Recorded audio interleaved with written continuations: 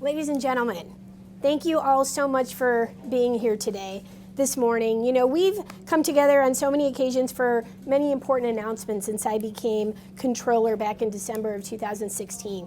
And since then, we've covered many things together. 9 credit upgrades on my watch, paying off the state's $17 billion backlog of unpaid bills, and paying off our federal loans early, something that never happens, but it did under my watch.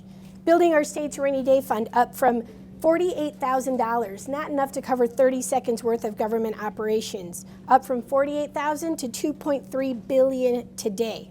Delivering the state's fastest bill payment cycle in decades, down from a crushing 210 business day delay to 7 days today, keeping Illinois' small businesses and hospitals open.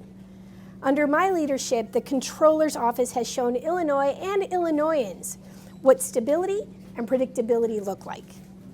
You were with me when we launched and then passed my transparency initiatives to open up the state's books, when we stopped collecting red light camera fees, when we launched the effort to protect first responders struck by COVID-19, when we announced our office would no longer collect or deduct unpaid fines from low-income families' tax refunds, and when we announced that we'd actually be sending rebates to Illinois residents.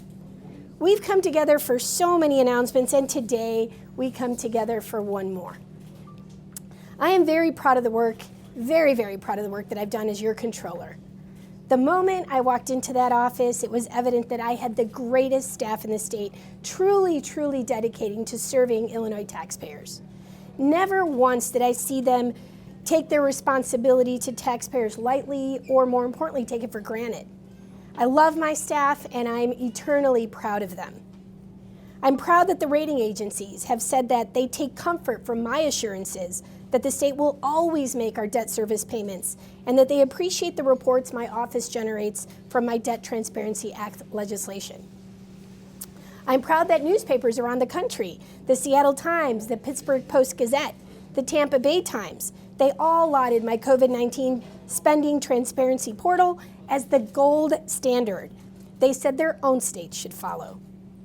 And even through the darkest days of the pandemic, I never once sacrificed on transparency, because trust is everything.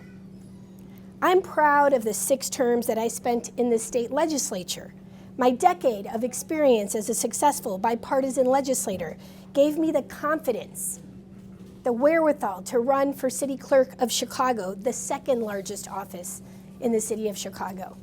And I was very proud of the work that I did as your city clerk, leading a technology transformation, switching from a 108-year-old archaic, 1-month-a-year city sticker system that had people waiting in lines for hours to a new, more efficient year-round system where you could knock out a 1-year or a 2-year sticker in 5 minutes or less, in person, or even in the comfort of your own home, in your pajamas. That was a change that many said would never work. Too big of a political risk to take on. But I had the courage to take the risk, and it worked brilliantly. I made it look easy, saving Chicago residents time and money, and generating the city of Chicago millions of dollars, showing taxpayers that we could provide faster, better, more efficient service to them at lower taxpayer cost. I loved my job as city clerk, but I couldn't stand by while the state of Illinois and its finances were imploding, knowing that I could make a dramatic difference for good. I'm so proud to have stepped up in what many warned me at that time would be an impossible job, a lost cause, that our state was too far gone to save. But I believed in our state's potential if it had the right leadership, and I couldn't be prouder of the results that my Comptroller team and I have delivered for our state and its taxpayers. I was honored to be elected to serve the last 2 years of my good friend, Judy Bartopinka's term, and to then be elected twice more. In that time, my team and I successfully helped navigate the state through the 2 worst fiscal crises in our state's history, the 736-day budget impasse, followed by a global pandemic. I worked hard to tackle some of the state's biggest challenges, and Working together with the legislature and my fellow statewide office holders, we made real progress. And even though Comptroller might be the least known title in all of government existence, I'm especially proud that Illinois voters expressed their trust in me by making me the highest vote getter of any statewide office holder in the last election. By the time I finish this term in January of 2027, I will have served 10 years as your state controller, and we've accomplished so much.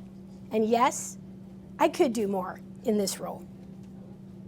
However, after much prayer, reflection, and many conversations with and input from my amazingly supportive husband, David, and our son, who's now 12 and isn't here because he's having fun at Scout Camp in Michigan this week, I am announcing today that I will not be running for another term as your controller.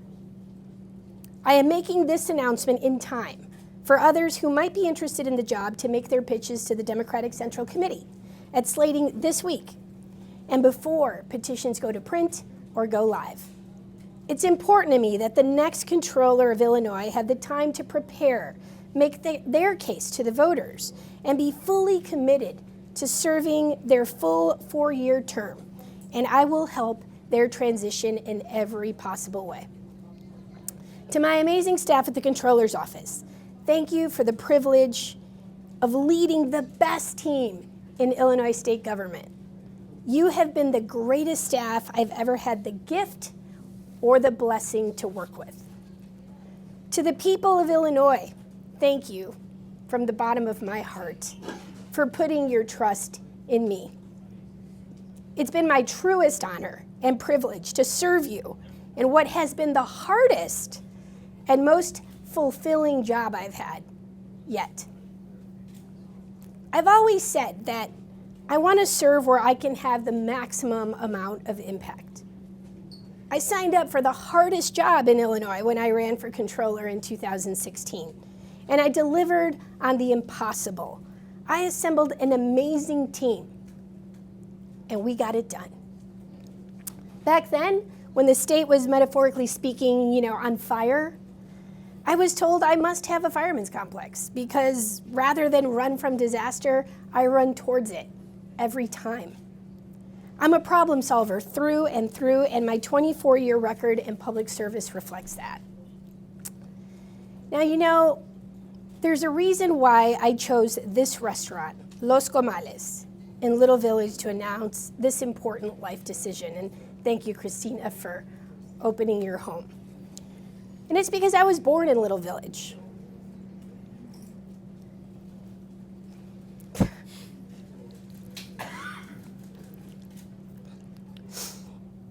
It's where I got my political start. It's in my heart. And it was crazily in this exact same spot, that I first announced my campaign for state representative 26 years ago. It seems like it was just yesterday. But since then, I became the youngest member of the 92nd General Assembly in Illinois, the first woman elected city clerk of Chicago, and the first Hispanic independently elected statewide. I gotta say, that's pretty cool.